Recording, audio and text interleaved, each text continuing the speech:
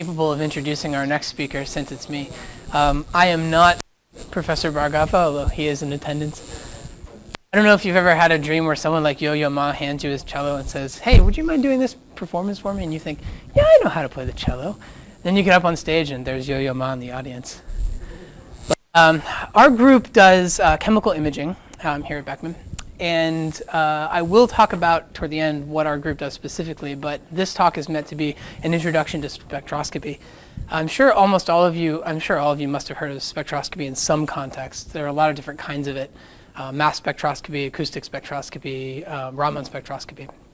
And the general idea of spectroscopy is that you find some parameter by which you can describe a sample and that parameter looks like a spectrum of some kind, so mass or acoustic frequency. In optical spectroscopy, that parameter is the wavelength of the optical frequency. I'm going to talk about two different kinds, Raman and infrared spectroscopy. And we're generally interested in the question of how light interacts with a sample. You will all be familiar with this concept because this is basically what your eye does, right? It's light from the sun hits an object, it scatters some away, and your eye is sort of a rudimentary spectrograph. It has 3 color channels if you have normal color vision. And by analyzing those 3 color channels, you can tell something about an object. For example, you can tell whether a tomato is ripe or not, and you have some idea whether to eat it. So we'd like to do a little bit more sophisticated job of that and actually tell what chemical constituents are in the sample like this. I like this presentation, but it uses way more rainbows than I would normally put in a presentation. And so in general, this should say optical spectroscopy. It's the study of interaction between radiation and some kind of analyte as a function of wavelength. The electromagnetic spectrum, of course, spans a very long distance. It has cosmic rays, gamma rays, X-rays, UV, IR, all the way up to radio waves. We're generally interested in this region from the UV to the infrared. And in principle, you could do spectroscopy with all these other wavelengths too, and that some people do. But it turns out that the materials we're interested in distinguishing from each other respond in unique ways in this region. And so most of the spectroscopy work I'll talk about is actually in the infrared, the mid-infrared, near-infrared, but it could also be done in the UV and visible. And what we'll do is we'll put this light, we'll take a source that spans some distance of the spectrum, put it through a material, and then we just plot the absorbance, how much light didn't make it through, as a function of the wavelength.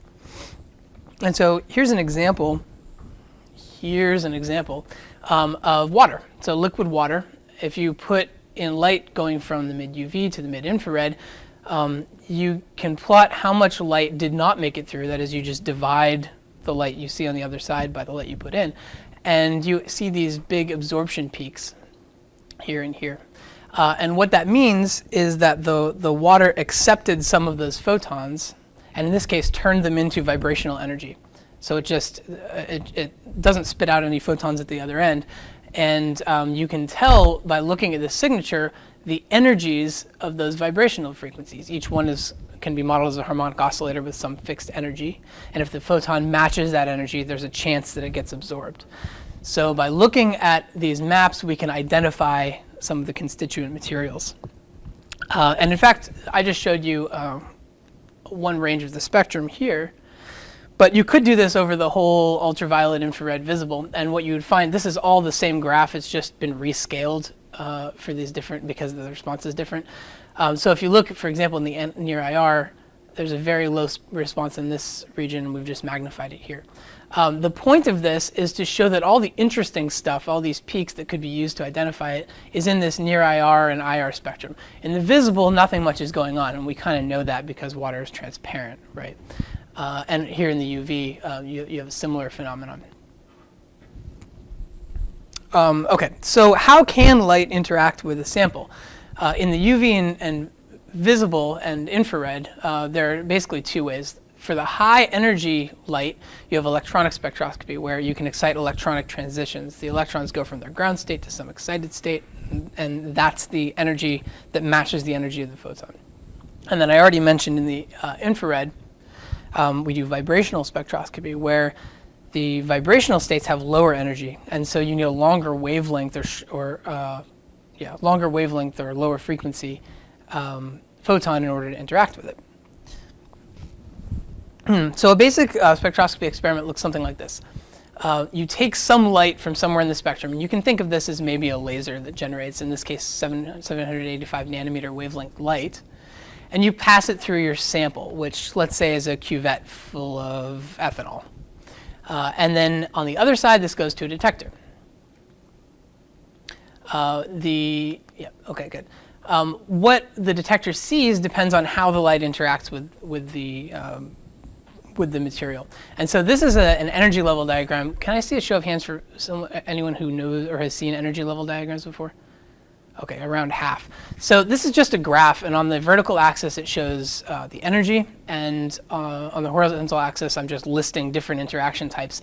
And then these are the different energy states that a material or a molecule can occupy. So way up top, so down here we have the ground state where it's not excited at all, although it's not zero energy. And then way up at the top we have electronic states where the electrons can get bumped up. And longer arrows here, the arrows represent photons. Longer arrows are higher energy photons, higher energy as short wavelength, high frequency. And so this will be something like visible light. So in these first two red arrows, we have absorption. So this long arrow is visible light, high energy, and that can excite electrons. And then this short arrow is IR light that can excite these vibrational energy states. They don't have as much. They don't have as much energy associated with them. So later on, I'll talk about IR absorption spectroscopy, and that's this process right here. We'll shine in light, we'll excite to one of these levels, and some of the light will go missing because it got absorbed here. You can also do Rayleigh scattering, where you put in light and then you get that same light back. So there's no difference in the change of these arrows, and we don't end in a different state than we started in. It's elastic scattering. There's no energy transfer. Obviously, you're not going to do much spectroscopy with Rayleigh scattering because you don't actually probe, you don't know anything about the energy states when you're done. There's also Raman scattering, where it looks kind of like Rayleigh scattering, except we ended in a different energy state than we started in, specifically in a different vibrational mode. So since this arrow is shorter than this arrow, it means it has less energy or has a longer wavelength. So we call this Stokes Raman scattering, where we've donated energy to the substance. We've excited a vibrational mode. We still get a photon out, it's just a lower energy. And by looking at the difference between the energies of these photons, we can tell what energy states we're in here. So instead of coming back here, we might come back here or back here or back here. And so we can probe the energy levels. And you can also do the opposite, where if you already have an excitation, a vibrational excitation, then the photon might interact and actually steal energy from that excitation. So we put in a lower energy photon, a shorter arrow, and we get out a longer arrow or a higher energy photon. So these are very unlikely to happen. The great majority of photons just pass straight through where they get scattered and don't change energy. About 1 in 10 million, depending on exactly the material, interacts with the vibrational modes and donates some energy to them. Way less than that end up stealing energy out of them. So why might that be? Why would you get way fewer of them stealing energy? It's okay, you can talk. Okay, it's because the probability of it interacting or changing energy depends on how many molecules are already in the state it needs to be in. So we have most of the molecules in very low energy states, and then we have just a few, depending on temperature, that are already excited. At some particular temperature, only a few of them will be excited. And so it's way more likely that we'll find a ground state molecule and be able to donate energy than it is that we'll find an excited molecule and be able to take energy out of it. Okay, so let's go back to our experimental setup. Yes? So this dependence on temperature, is it just linear? Is it the more, at the higher temperature, then the more likely? No, it'll follow the energy level distribution, which is typically a Maxwell-Boltzmann distribution, which is a decaying exponential in temperature. So the energy level let's see. Yeah, it's a decaying exponential. As you turn up the temperature, you'll have a very nonlinear relationship. That's my understanding anyway. So let's look back at our experiment here. This is what we drew before. And we'll just zoom in on the sample. So this might be a gas or a liquid or a solid. And this is our 785 nanometer photon coming in. Most of the light, I just said before, about 9,999,999 out of 10 million, interacts with the sample, passes straight through, and then we put a special filter here called the dichroic filter, and it's designed to only reflect 785 nanometer light. Of course, there's some little span, but within a couple nanometers, only that light. So almost all the light just passes through here and gets rejected. You send this to a beam dump. Once in a great while, the light will interact with this and shift frequencies by just a little bit, depending on the vibrational modes. That goes straight through the dichroic, and then you have to separate out all the different frequencies somehow. And in this case, we're passing it through a prism. So the prism, depending on the wavelength of this light, diffracts or refracts the light somewhere. And on the other side of the prism, we put a whole bunch of little tiny bucket detectors. So these detectors are not color sensitive. They don't know what frequency the light was that hit them. All they know is how many photons or how much light ended up at that location. And we can label them by 780, 781, 782, 783, and so on, because we know how the prism refracts light. Notice that the 785 is missing because we just rejected all that light. If you let that through and let it go there, essentially it'll bleed into all these other guys and ruin your measurement. For the detector, we typically use something like a CCD. You have to use something that's responsive to the color of light you're looking at, but say in the visible, you would use a CCD there, or an iPhone 4. And then if you send it in and it interacts with a different vibrational state, then you get a different frequency out and it gets refracted to a different bucket, so the 790.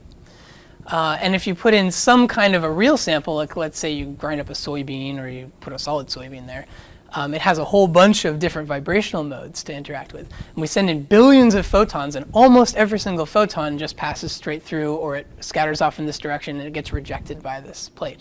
But once in a while, something interacts with the mode and it comes through, and depending on which mode it interacted with and how much of a frequency shift it experienced, it ends up in a different bucket over here.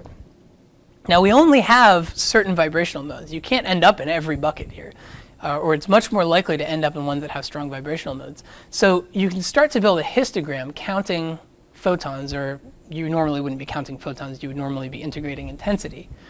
And you can think about turning this detector array sideways, and now it's sort of a graph of how strong that vibrational mode was, or how strongly we interacted with it as a function of wavelength.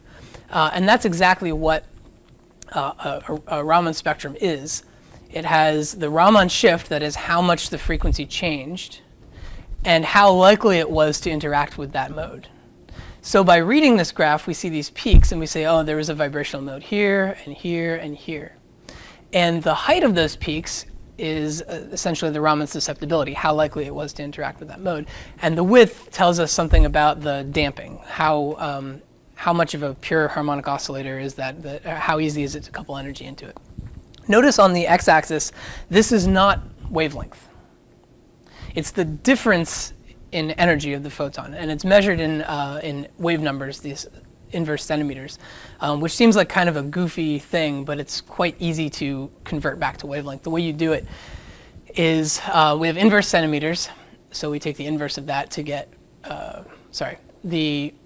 the excitation frequency is in nanometers. We can convert that to centimeters, take the inverse. That tells us our wave number down here. And then a particular shift, say 1,000, or in this case 400, just gets subtracted from that. So you see what the shift is, or you see what the resultant wavelength is, and convert it back into nanometers. And so if you want to, you can say, well, I excited with this, my Raman shift with this. That means this is the wavelength of light that was coming out. Now, the cool thing about this is, regardless of what wavelength you put into the system, the shift will always be the same. The vibrational mode doesn't care how much energy it's putting in, because all it's going to do is steal some or add some, the same amount regardless. And all we're going to graph is how much that shift was. So in some sense, we're completely free to choose whatever illumination we want. And so people do. Why would you want to choose different illuminations? This is the excitation wavelength right here. This is the Raman cross section. This is essentially how strongly that wavelength will interact with the material. And what we find is that as you go to shorter wavelengths, you get a stronger interaction. Well, great. Why don't we choose just all UV all the time, or X-rays, right?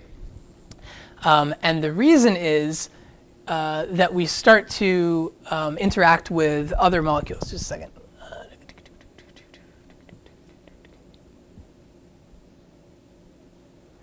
Right, sure.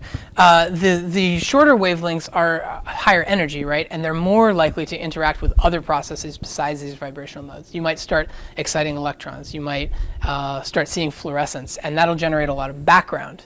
And so instead of getting this nice Raman signal and saying, oh, well, that's clearly where a vibrational mode was, what you'll see is the same thing, and then it'll be sitting on this big background of fluorescence. And that's generally bad. There are techniques you can do to try to subtract that.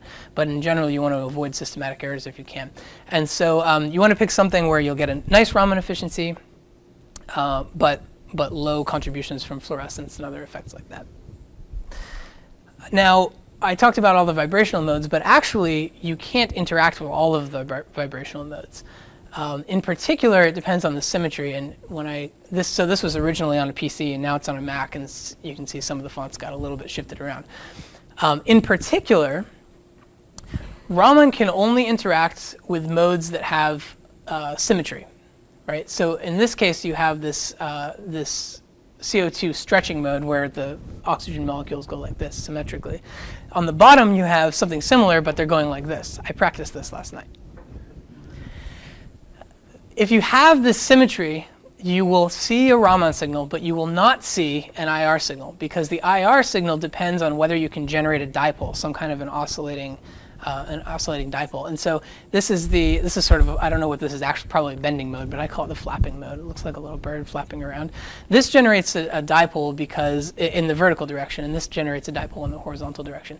Both of these guys then will interact through IR absorption, but they will not interact through Raman absorption. And the reverse is true up here. In fact, there's a principle that says that you get one or the other.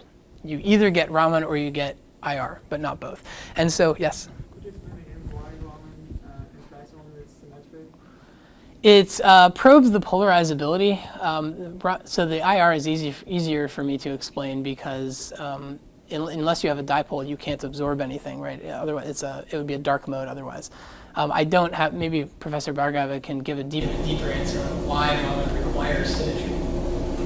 So I think the simple way, I mean, we can go through the details, but the simple way to understand is let's assume that there are three molecules. So let's take this example, right? So there are three atoms that you have.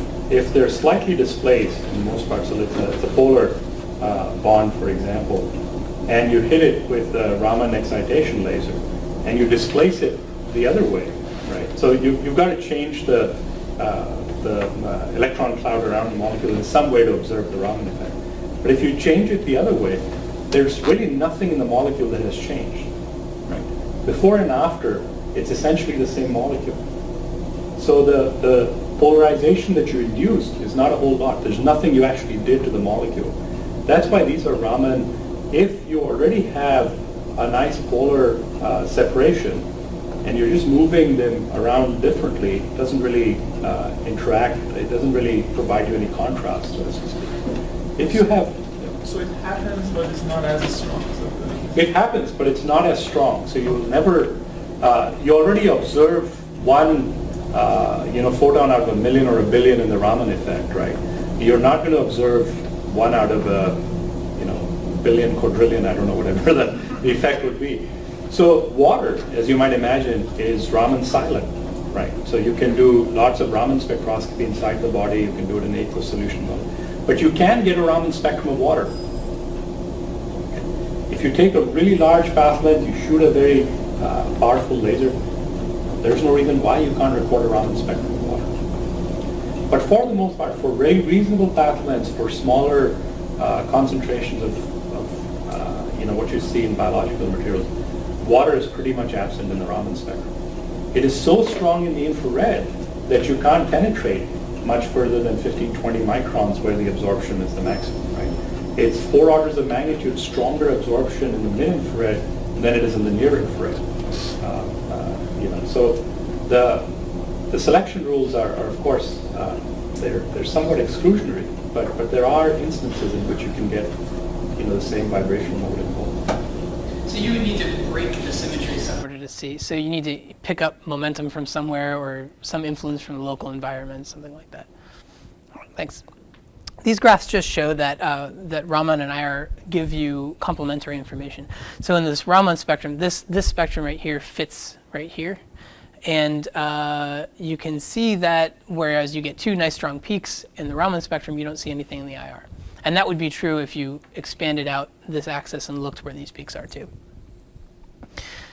So in general, Raman is going to tell you about the backbone of your molecule, the overall structure, whereas IR will tell you about the little dangling things on all the ends, the little smaller bonds. So anyway, again, they're complementary information, and you may, for any particular experiment, want to do, or for any substance, want to do both of them. So we did a schematic of the experiment, but this is what it might look like in real life. You have some kind of source, which is typically a laser. You have some kind of a spectrograph, so because you need to separate. Before we showed a prism, you need some way to separate the different wavelengths, and then you need to record them on a detector. And in this case, it's a CCD. I just want to very briefly go over this because I doubt you'll be actually building one of these. But the light source, you generally use continuous wave as opposed to pulse with a narrow spectral band. So if the light coming out of the laser has a wide spectral band, then at the end when we make our histogram, those histogram buckets have to be really big. And that means your resolution, that is how finely you can look at these bands, gets bigger and bigger and bigger until it's useless. So you really want very fine filters. So you'll have lasers that are specifically designed for spectroscopy, ultra stabilized. You don't want them to change in temperature because then the results change in time and you have to recalibrate your detectors. Fiber coupling just to pipe in the light so it doesn't jitter around. Yep, and then moderate laser power is 40 to 100 milliwatts. You don't want to damage your sample, but obviously if you're only getting 1 out of 10 million photons, you want as much going through there as you can. And then the spectroscope, this is just an example of a spectroscope. It needs to do, needs to do two major things. One of them is it needs to separate out the wavelengths, and this is what this holographic grating does. Before we showed a prism, but you could use a grating too. And it also needs to block out the laser line because there will be so much light. It's 10 million times stronger. And there will be so much light from that laser line that you won't be able to see anything else. And so you'll have these notch filters that are designed with coatings so that they perfectly reflect that wavelength. So this is just one example of it. And then the CCD, what you'll often do is you'll look at a line on a sample or through a cuvette, spatially a line, and then you'll use 2 dimensions of a CCD, and you'll put that line on one dimension, and then you'll put the spectrum on the other dimension. So you get a graph of the intensity, or that how much contribution there is at that point for each position on the sample and each spectral dimension. And then you could take this line and scan it through your sample, and then you would end up with a cube of data, or so-called hyperspectral imaging. So CCDs are very common, and then they aren't very good as you go out into the IR, for example. You lose quantum efficiency. That is, for every electron you get out, for every electron for the current, it took a lot of photons before one of them actually triggered that electron. It has a low quantum efficiency. And so you'll end up with low signal to noise. So instead, you can use, instead of CCDs, you can use point detectors, which are very sensitive in the IR. And more recently, you can actually build something like a CCD in the IR, called the focal plane array, FPA, that's a whole bunch of these detectors all lined up. So there ends up being not a lot of functional difference, except they're very bulky and expensive and need to be nitrogen cooled. But that's a minor point. So why would you want to do Raman spectroscopy? For one thing, you don't have to prepare the sample very much. You just make it smooth, fix it on a slide. These are coming up really slowly. Okay, we mentioned that it's not sensitive to water because of the symmetry. So that means you can not only look in samples that contain water, like living biological tissue or inside humans, but it means that if you're going through the air, you don't have to purge all the air and fill it with dry air. So in IR, the water is opaque. So it would look to the IR, if your eyes sense IR, you would look like you were looking through fog all of the time. And that's not the case for Raman. There we go. High chemical specificity. We showed before all these little these spikes that show the vibrational modes. There are very narrow spectral bands, which makes it easy to tell the difference between similar chemical components. Yeah, qualitative and quantitative. I think we've covered that. And it's non-destructive. So as long as you don't turn your laser up too high, you don't have to destroy the sample to do this. Professor Cunningham was talking about staining things with fluorescent dyes or other kinds of dyes, where you actually have to kill the cells to do this, or destroy the sample in some way. And you don't have to do that in the case of Raman, unless you turn up your laser too high. Yep, solids, liquids, gases. That's fine. Yep, and remote sensing, that sort of goes along with not destroying it. And there are still some disadvantages. The major disadvantage is this 1 in 10 million problem, that the Raman signal tends to be very weak, and so you have to integrate over a long time. You have to count a lot of photons before you can really tell anything. So the acquisition tends to be very long. There are modifications, there are things you can do to enhance the Raman signal, which I'll talk about just a little bit in the future. And what they involve is basically increasing the incident field, so acting as if it were a much stronger laser illuminating the sample. Surface enhanced and tip enhanced Raman do that. Okay, there's this fluorescent background, as I was mentioning before. If you choose a high wavelength laser, or sorry, a short wavelength high frequency laser, you're likely to excite fluorescence, you're likely to excite electronic states, and so you end up with this background. And then so these two slides kind of contradict each other. One of them says that it's non-destructive, the other one says you could destroy your sample. But it means that you don't have to destroy it to do the measurement. Just watch out that you don't turn the laser power up too high. I've seen that happen. Okay, now we just talked about looking at a bulk sample like through a cuvette on the first slide with the rainbows. But you could actually map out spatially what the Raman bands are at every point in your sample in 1, 2, or 3 dimensions. And this is roughly what that would look like. You would just have a microscope with a focusing objective and put your sample right here. And you would shine your light on the sample, and then you would collect the reflected light.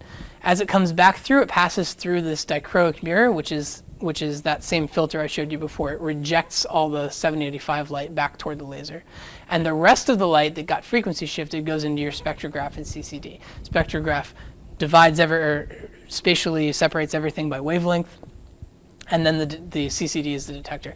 This is just a picture of what this dichroic does in frequency. This shows how much light you get through the mirror as a function of wavelength. And what it'll do is it'll have this very sharp cutoff where anything beyond this doesn't get through, and you just make sure your laser excitation is out here. Of course, that limits your Raman shifts. You can only see Raman shifts on this side of the frequency. If your Raman shifts to the other side, which will typically be the anti-Stokes side, you won't get that information out. And then I come from an optics background, so this is actually the coolest slide to me, but it'll be kind of superfluous for you. You have this problem when you do microscopy that if you have a thick sample and you focus down light on it, the light goes into the sample, and at every point along that propagation, it sends back a signal. And so over at the detector, you're getting contributions from everywhere that the light touches. Everywhere the light touches is your kingdom. And you need some way to either deconvolve the information or just get information from one slice of this sample. And that's what confocal microscopy does. Just very briefly, you put your sample down here, illuminate it with a laser, and then you image that sample up here where you collect the light. What a confocal microscope does is that if you have 2 different planes here, they make 2 different images here and here. And a confocal microscope just puts a hole here so it only lets in the light from this image, and this image just mostly hits the blockade, and a little bit of light will get through here. So effectively what that does is it says we're only going to accept light from this plane. Any other plane is just going to run into a wall and we won't see that light. So it effectively solves that problem.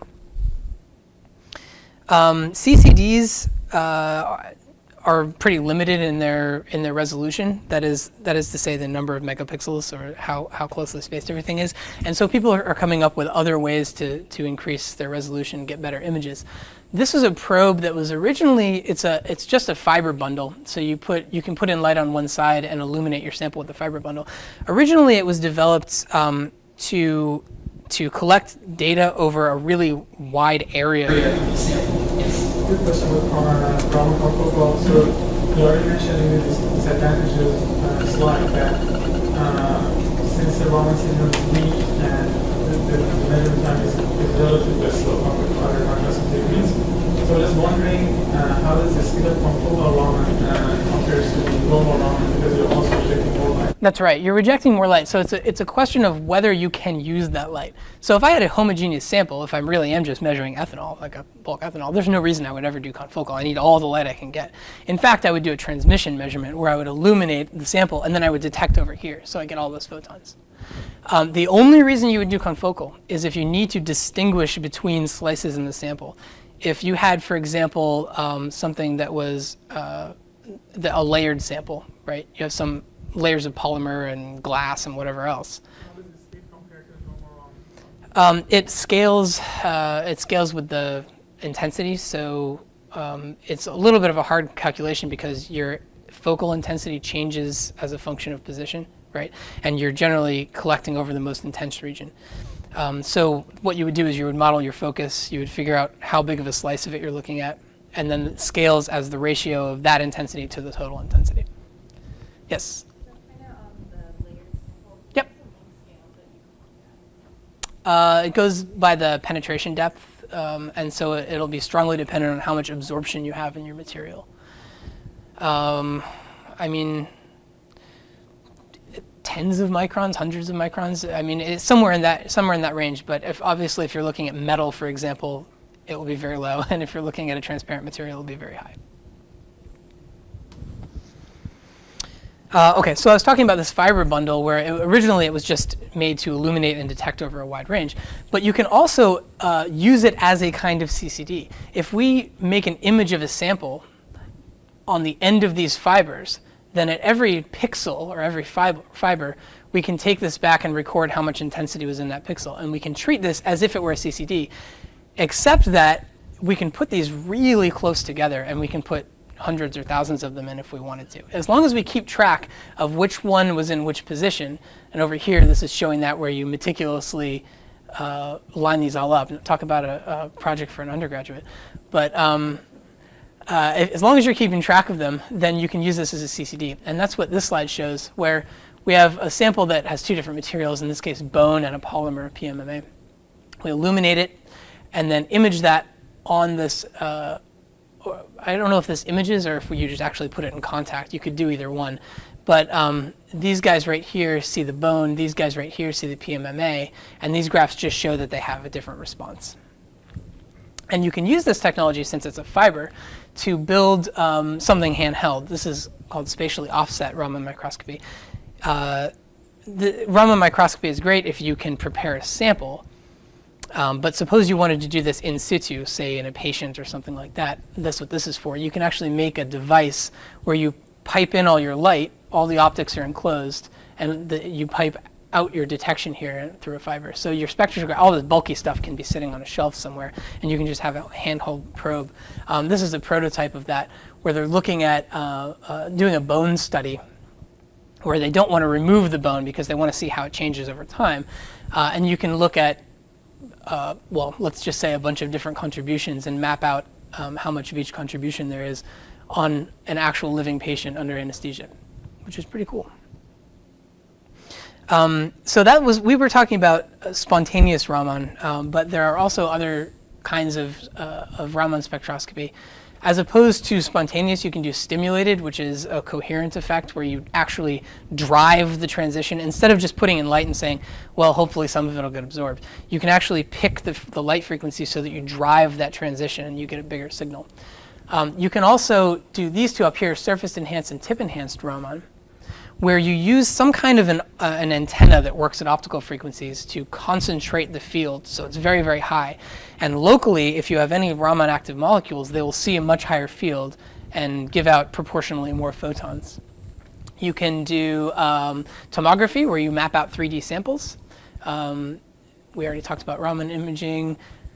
Yeah, I don't want to go too much into coherent anti-Stokes Raman, but I mentioned that you tend to get more Stokes Raman photons than you get anti-Stokes because of this vibrational difference.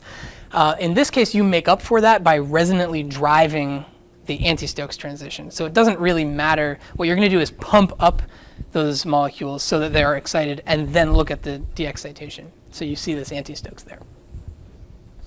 Okay, so let's see how much time I have left here. About 15 minutes. Okay, that'll be fine. Moving on to IR spectroscopy. This is just to remind you where the infrared light is. It butts up against the visible and the microwave. And it has relatively low energies, and they happen to match the energies of the vibrational modes of many of the molecules we're interested in. We're looking at chemical bonds which rotate or vibrate, and then the frequency of that vibration, you can write down an equation of motion, you can solve for the eigenmodes, and that tells you the energy. So it ends up depending on the shapes, the kind of molecular bond, hydrogen bonds, ionic bonds, double bonds, triple bonds, and then the masses of the atoms. Mid-IR is resonant, we already said that. And then to remind you, the symmetrical bonds, while being Raman active, are typically IR inactive. And so, for example, we'll be able to see water in the IR when we couldn't see it very well with Raman. This just shows that depending on the type of bond, it tends to be resonant with different wavelengths.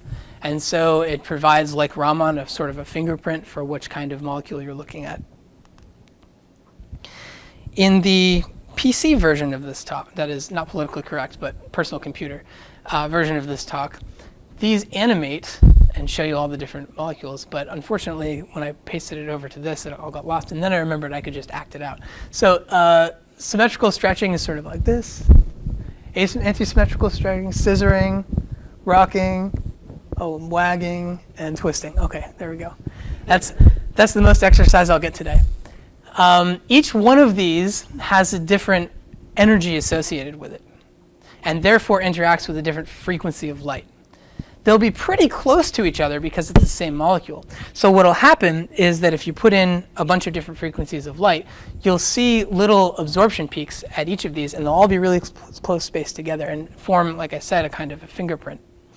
And each kind of molecule has a list of these, and a trained spectroscopist or a very good computer program can look at a spectrum and say, oh yeah, that's water there, and this combination of peaks means water, this one means whatever else, carbon dioxide. This is what forget about the FT for a moment. This is what an IR spectroscope roughly looks like.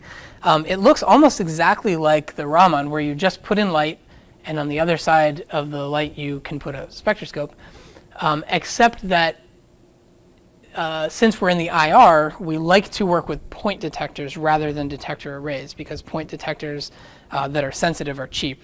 Arrays are very expensive, in the neighborhoods of tens of thousands of dollars, whereas the CCD on an iPhone 4 is quite cheap. And so in order to use a point detector, we need some way to distinguish between frequencies that does not depend on position. So before we put in a prism or we put in a grating, we took broadband light, like white light, and we spread it over an angle. Well, that's not going to work here, because if we spread it over an angle, we're only going to measure one of those angles with the detector. So we either have to step the detector along and measure each frequency that way, or we need to encode these frequencies in some other way. And that's what this interferometer does over here. And I think, just a second, let me take a look at this. Okay, we'll talk a little bit more about the interferometer in a second, but first let's look at how the light, or how we get some kind of information out of this. As we put light into an absorbing material, the intensity of the light falls off exponentially. So what's happening here is it's absorbing an amount proportional to the amount that it sees. So that gives you a differential equation, the solution to which is a decaying exponential. And this is called Beer's law. So Beer's law relates how much light went in to how much light came out, and the absorption is linear in how thick that material was, how likely it was to absorb per thickness, and how much of that material there was at each point. So you could do this with a gas or a liquid. And so the point is that if you know path length and you know concentration, you can extract this value epsilon as a function of wavelength. Excuse me. This is what the FTIR, Fourier transform infrared spectroscope, looks like in 3D. and it has our detector, just like in the Raman, has our specimen, just like in the Raman, and the only difference is this interferometer. We have a source, which this is drawn as a black body source. It's essentially just a crystal. You run a current across, it heats up, it glows, and then it emits black body radiation, largely in the infrared. Goes through a beam splitter and illuminates, illuminates two mirrors, a stationary mirror and a moving mirror. Now, who's done any kind of interferometry here is familiar with Michelson interferometers? Good. So what happens if we were just to put, hold on. Did I turn this off? Whatever. Oh, I've lost batteries. That's fine. What would happen if instead of a blackbody source, we just put a laser there? What would we see on the other side of the interferometer as we move the mirror? We just record the intensity. What do you see if you move the mirror? You see interference fringes in time or parameterized by the space. It would just look like a sinusoid. And if we tune the frequency of the laser, what will happen to the fringes? Yeah, they space out or they contract, depending on the frequency. Higher frequencies, you'll get really tight fringes. Lower frequencies, you'll get really slow fringes. And so what we do, if you now put multiple wavelengths in, is over here at the exit of the interferometer, you see all these fringe patterns. You've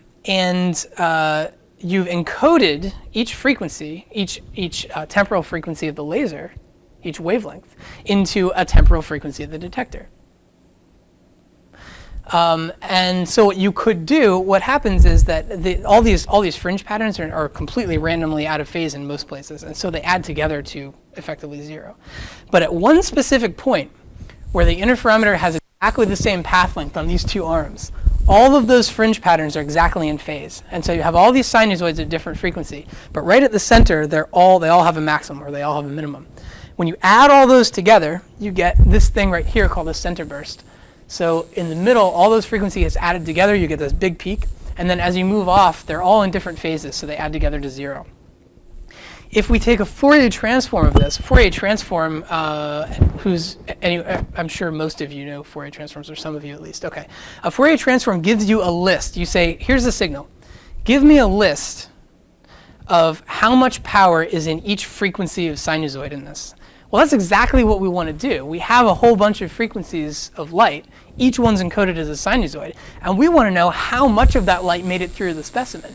That's the amplitude, or how much power. So a Fourier transform is the perfect tool. It just gives us a list of in this case we're saying wave number, but this is essentially the frequency of light or the wavelength of light, and how much power made it through the sample at that frequency by doing this Fourier transform.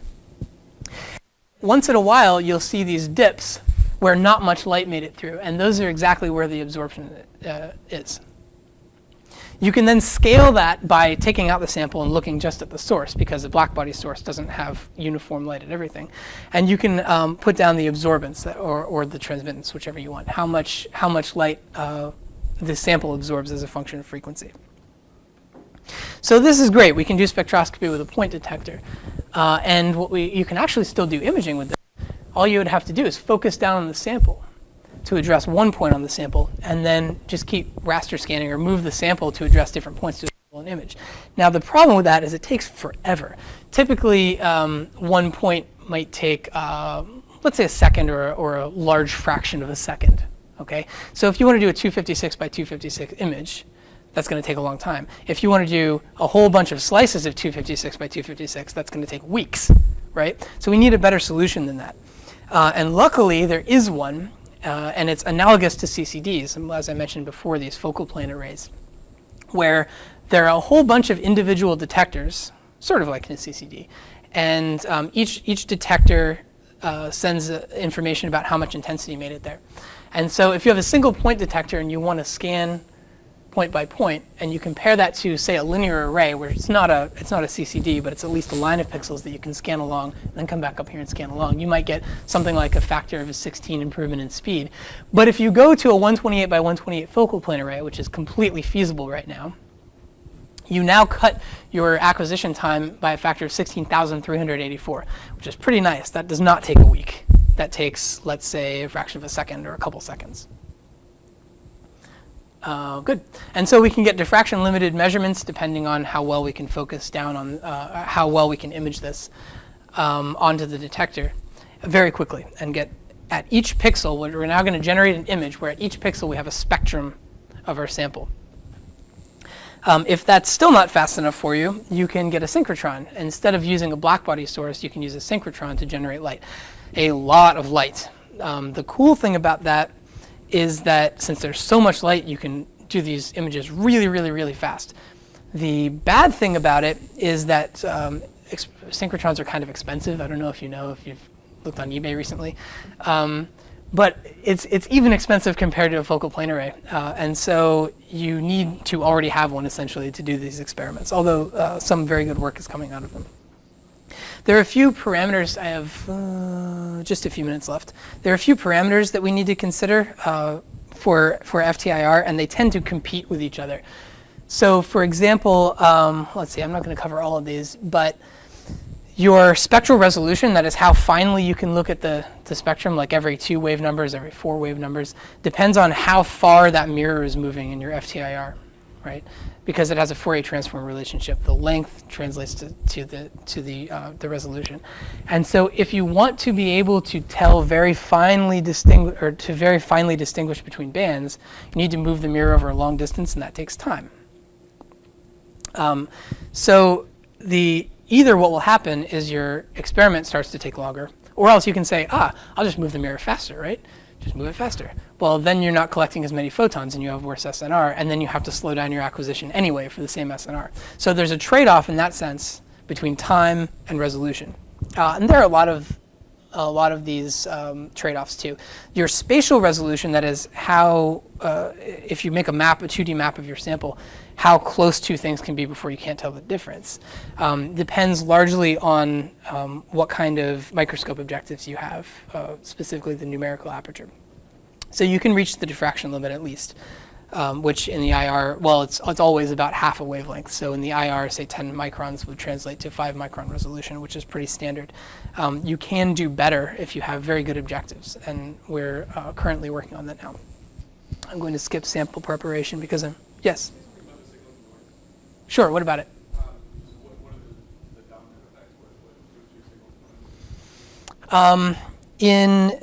Yeah, sure. So we have multiplicative noise and we have additive noise. The multiplicative noise comes from phase variations in the interferometer, any vibrations that couple in.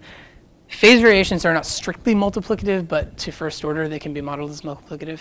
And then detector noise, shot noise, electronic noise. And then another big problem is the scintillation of the air. So any vibrations you have in the air, I mentioned purging out all the air, right? So you have to flood whatever chamber, this is typically enclosed in a box, you have to flood the chamber with dry air. So any turbulence in that air makes effective path changes in the interferometer, and then you'll see that as multiplicative noise. And then your source, if it's not a synchrotron, if it's a black body, it's hot, it heats the air, and you get the scintillation from that. Yes? So just in terms of, like I said, very good example, like handling background, so if you have a sample with there is no certain background, I've been having issues where light background and or the fingerprint region is what I'm looking at is the same area, so you really can't just blank out the background. Sure. Background, you mean something like water vapor in the air or something like that. Yeah. So in general, the way you would do that is you just take a lot of background shots and average them, right? But there's some background you just can't get around, particularly the water vapor. I showed all these different modes. It has such fine features that from shot to shot, from spectrum to spectrum, you'll get little bits of variation, and you would have to, I don't even know if theoretically you can take enough background shots to eliminate that.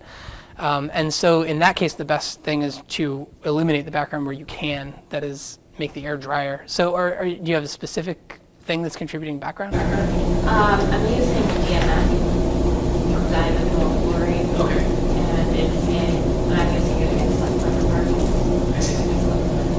particles. Yeah, the general strategy is more background shots, and In general, your absorption, since it gets divided by the background, so you get a signal divided by background, if there's any noise in the background, you now have 1 over that noise.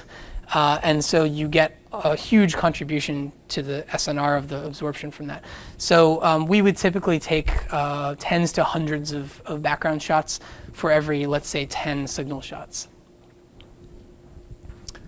Okay, let's see how far I can get here. Resolution. Yeah, we talked about that. And of course, you can do imaging with this too, just like you can do with the IR. And we talked a little bit about that already. Yeah, so the sample translates. We don't need to talk about that. I just want to briefly mention what we're working on in our lab before I end here. Professor Cunningham talked about how you essentially have to ruin samples before you can get any information out of them, and how if you put them in a light microscope, you won't see anything because biological tissue is essentially transparent. So what is typically done, for example, in cancer biopsies, is that the doctor takes a piece of your tissue, makes a very fine slice of it, fixes it on a substrate, and stains it with something such that when you put it in a visible microscope, you can see some contrast. And what the pathologist is looking for is how much of each kind of cell there is, whether the boundaries are very well defined, whether the cell shapes are regular. And typically in cancer, they are not. They're very mashed together. And so you need some way to get contrast between different kinds of cells or different boundaries. What we'd like to do is not stain them, but instead look at the IR spectrum. So just take this thing that's transparent in the visible, but instead of looking in the visible, look in the IR. Do FTIR on it, and then what you'll do is generate a map where at every pixel we have a spectrum. Now, if we know how every kind of material, every kind of cell generates a spectrum, we can then say, oh, well, this pixel is mostly epithelium or fibrous stroma or smooth muscle or stone for some reason. I don't know where there's stone in this person. But the idea is then we can give this information to the pathologist as additional information to say, well, this is really a kind of borderline case. But now, given this FTIR, I know that, oh, this person's full of stone and blood. This is obviously bad. But seriously, you can tell tell maybe the H&E stain is a little bit different between each person who applies it, and this will just supplement the information. And ideally, we'd like to automate this process to just pop our sample in, say go, it takes a spectrum, it goes to a computer, it identifies each cell type, and then passes it off to the pathologist. And you can think in some point in the way future, you could actually have a machine which does the diagnosis itself, but that's still really far away. So that's one of the things we're working on. In particular, what is the best way to look at a spectrum and figure out how to assign a material? Can we do some kind of probabilistic mapping, things like that? And then another thing we're looking at is, I mentioned that your eyes are pretty rudimentary spectroscopes, right? So you can look at something and kind of tell what it's made of, at least say between metal and dielectric or glass or whatever. But say you have a puddle, and the puddle has a thin film of oil on top of it. And you look at the puddle and you see a rainbow, right? Now, that's not the spectrum of oil, and it's not the spectrum of water. Where did it come from? Well, it comes from the fact that the structure of an object affects the perceived spectrum. So what's happening there is you have your water and your oil, and that forms a cavity. And that cavity itself has optical resonances. At some frequencies, you'll get constructive interference, and at some you get destructive interference. And so by wavelength, you'll see little bands of color that don't correspond to the wavelength. Well, the same thing happens on the microscopic scale. If you're looking at a sphere of glass or a plane of glass, you'll see two different spectra. Now, the spectroscopist will say, well, the shape of the object ruined my spectrum, right? I was expecting to see bulk glass, and I actually saw garbage. And from the physics point of view, you say, well, if any sample is a cavity, and it's all controlled by Maxwell's equations, and it has boundary conditions, and what we do is solve for the optical response of the cavity. And each different object has a different optical response.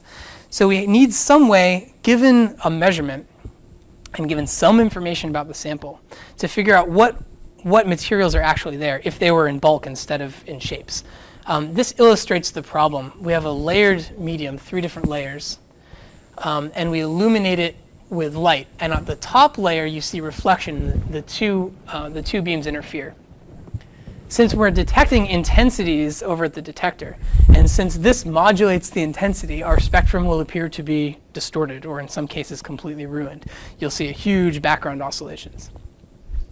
Inside the toluene, in this case, what will happen is the light follows Beer's law and decays a little bit, and this is barium fluoride. It's very hard to see on this screen, but what happens is you get a tiny bit of reflection here, and you'll even see some interference inside here.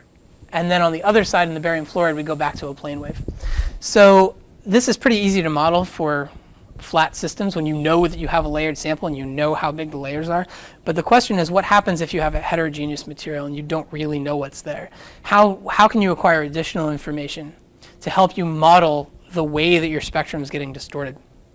And so what we do is we go through this and we put a focus light instead of a plane wave at every point in a 3D grid on this sample. And from that information, we can decouple the influence of the spectrum of the material and the influence of the structure. So I'm going to finish up here. IR spectroscopy is a growing area, and it has emerging areas in instrumentation theory and applications. And particularly interesting for you guys is that it has biological applications. Biological materials tend to have specific optical responses that are both Raman active and IR active. I'll leave you with some references here and go ahead and take some questions. Any questions? Yes. What do you mean by decoupled spectral response from the structure? So do you completely flatten your object? What we want to know is we have maps of spectrum to material. Like we know how the material responds to what the spectrum generates. But in general, we only know those maps for the bulk material, right? If you were looking at a huge chunk of toluene, for example, we know what spectrum you should see. We don't know if you see a 50 nanometer sphere, 50 micron sphere of toluene or some polymer, what the spectrum should look like. So we need some way to say, if this were bulk toluene, what the spectrum would we get? So that's what I mean when I say decouple the two effects. I'm treating it as if the real spectrum were the bulk toluene and my structure is ruining that. That's what I was saying. The physicist doesn't know. It took me weeks to figure out what these guys were talking about when I got here when they say distorted spectrum, because from my point of view, every object has its own spectrum that depends both on its structure. I mean, the structure gives you your boundary conditions, right? There is no bulk toluene. There's only the sphere. Okay, so do you can you still use things like the Born approximation when you address things in IR? In many cases you can. The Born approximation starts to fail when you have something with very high probability or something that absorbs very strongly. And so as long as your material is mostly transparent, you typically model it with the Born approximation, although we're running into cases where that turns out not to be good enough. What about like electromagnetic? That is the first Born approximation. Yeah. What about also like the boundary conditions and electromagnetic effects? Sorry, can you repeat that? What about like boundary conditions? For example, because your wavelength is larger. Well, you mean doing EM modeling? Yeah, that kind of stuff. FTTD or finite element? Do you need to? Yeah, in principle, you absolutely could do that. I don't know whether we had any efforts in that in particular. Yeah, so the thing is, it becomes really, really challenging and computationally intensive, right? So imagine, and I think next week, if I get to speak, we'll discuss this a little bit. When you do modeling in, for example, coherence tomography, right? For example, you can take the entire wavelength spectrum and compress it down to 1. And actually, you need to do that. Because to get the sort of spectral diversity so that you can focus better and so on. So you basically never consider in most forms of optical microscopy or optical imaging this idea that you have very fine spectral bins that you have to average over, right? Now, that's one thing. The second thing that is unique in the infrared at least is, or in mid-infrared, is that absorption lines are very, very sharp. So they could be, again, depending on what the liquid is or whatever tissue you're looking at. You typically have to capture that absorption shape with many, many data points. But because the absorption is strong and it's sharp, the real part of the refractive index also changes, actually somewhat violently, right? It changes because of Kramer's Krone causality, if you want to think of that. But, it changes very rapidly within the absorption band. So even though you might use 5 or 10 points for the absorption band, you actually have an upward going and a downward going component for the refractive index to change on both sides of the peak. So you actually need maybe 5 times the number of points to model the real part. So if you have a spectrum, let's say, that goes from 2 to 12 microns, right? So it's a 10 micron spectral region, which is 20 times your visible wavelengths to begin with. Now you have to put in many, many data points into that. So you end up with, say, 2,000 data points that you need to simulate spectrally. And you've got, for any reasonable image, you've got 1,000 by 1,000 grid in the spectrum. Right? Now, each of those 1,000 data points in the spectrum has to interact with 1,000 by 1,000 points in your stations. In that sense, computationally it becomes a nightmare. So you can't reasonably do more than a few wavelengths in a very detailed sort of first principles model in a day. And it starts to become very challenging. So that's the issue. It's not that you can't do it. You can't do it in a reasonable time. Any other questions? Yeah. So I'm curious, has there been any work in statistically modeling the measurements that you receive? In what sense? So if you put up Beer's law again. Okay. So, CT also follows Beer's law, right? And one of the things that makes low-dose CT possible is you can do a probabilistic model of the number of received photons that you get. Okay. And then you build in this nasty optimization problem and you solve it, and you can do CT imaging with like doses that are a factor of 5 less than what they do in clinical practice right now. So I was wondering if anything like that has been done for FTIR. I think what it would translate in this case would either probably be higher SNR with lower acquisition times. Right. So I'm going to take a stab at this, and then I'll turn it over to Dr. Bhargava. The complications I can think of in that is in CT you typically make assumptions about the materials you're looking at, right? In particular, so you don't actually see, you don't get a spectrum, you only get structure. Right. Right. So in this sense, you have to get both spectrum and structure out of this.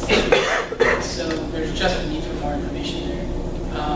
But that's all I can say about it. Maybe. Yes, I think anytime you take a wide spectral band, right, Mm-hmm. and use that to extract image from all those points, sort of feeding into the same thing, you can hide a lot of sins based on this trade-off, right? So that's number one, and that's the point Brad was making. But the second thing is we're already at very, very low throughput here. Okay. So you're already at sort of photon-starved region. The dominant, I think Brad pointed previously to a number of error sources, but when you do imaging, the dominant noise contribution comes from detector noise. Mm-hmm. Okay. Already. So we're in that regime where we're already there. So it'll be extremely tough. I mean, there are other complications of multiple scattering and so on, non-ballistic photons and other things, but it'll be extremely tough to implement that. Okay, I think, oh, sorry, you have one question?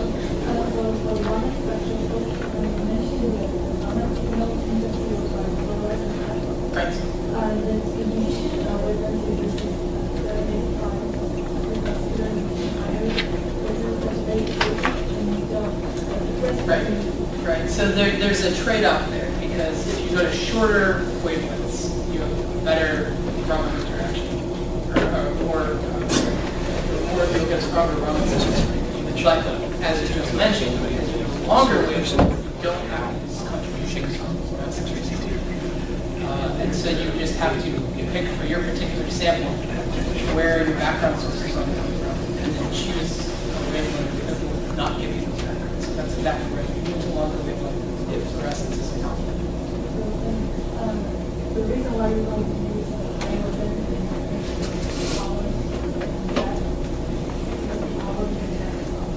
Do you mean shorter wavelength or longer?